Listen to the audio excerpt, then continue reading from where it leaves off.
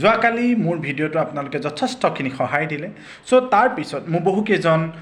ভাইটি বহুকেইজন দাদাই মোলৈ ফোন কৰিলে যে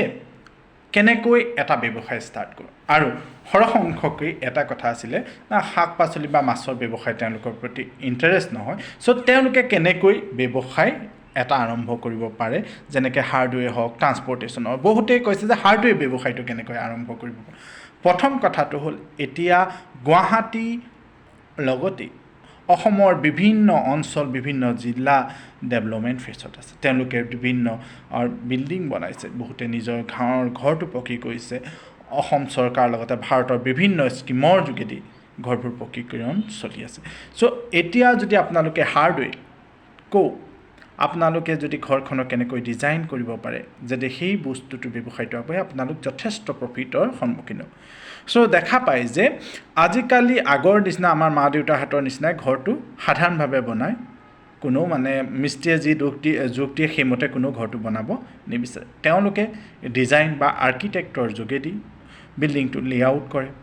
সেই লেআউটটোৰ মতে তেওঁলোকে ইণ্টেৰিয়ৰ ডিজাইন কৰি আগবাঢ়িব খোজে যদি কম খৰচত বিচাৰে এইটো ব্যৱসায় অনাগত অসমৰ বাবে বহুত এটা ভাল ব্যৱসায় হৈ উঠিব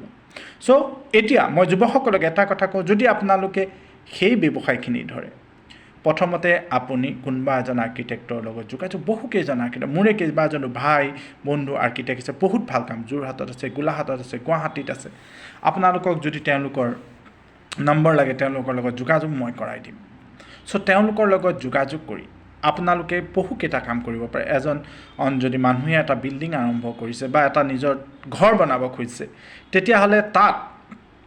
তেওঁলোকৰ বহুকেইটা আনুষংগিক বস্তু বিল্ডিঙৰ পাৰ্মিশ্যনটো প্ৰয়োজন হয় বিল্ডিঙৰ লেআউটটো প্ৰয়োজন হয় ইণ্টেৰিয়ৰ লেআউটটো ইলেক্ট্ৰিফিকেশ্যনৰ লেআউট পানীৰ পৰা আৰম্ভ কৰি এই সকলোখিনি কামৰ এজন আৰ্কিটেক্টৰ প্ৰয়োজন হয় যিহেতু আৰ্কিটেক্টৰ সংখ্যা যথেষ্ট কম সেইকাৰণে আপোনালোকে কি কৰিব পাৰে আপোনালোকে এটা সৰু নিজেই দুজনমান আৰ্কিটেক্টৰ লগত কথা পাতি এনেকুৱা সৰু প্ৰজেক্টবোৰ আপোনালোকে ল'ব পাৰে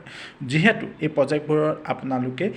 জেনেৰেলি গোটেই ইণ্টেৰিয়ৰৰ পৰা ডিজাইনিঙলৈ যিটো পাৰ স্কোৱাৰ ফিট বৰ্তমান অসমত চলি আছে সেইটো হৈছে 70 পৰা 130 টকা ডিপেণ্ডিং অন দ্য প্ৰজেক্ট যে আপোনালোকে সেইটো তেওঁলোকক বনাই দিলে লগতে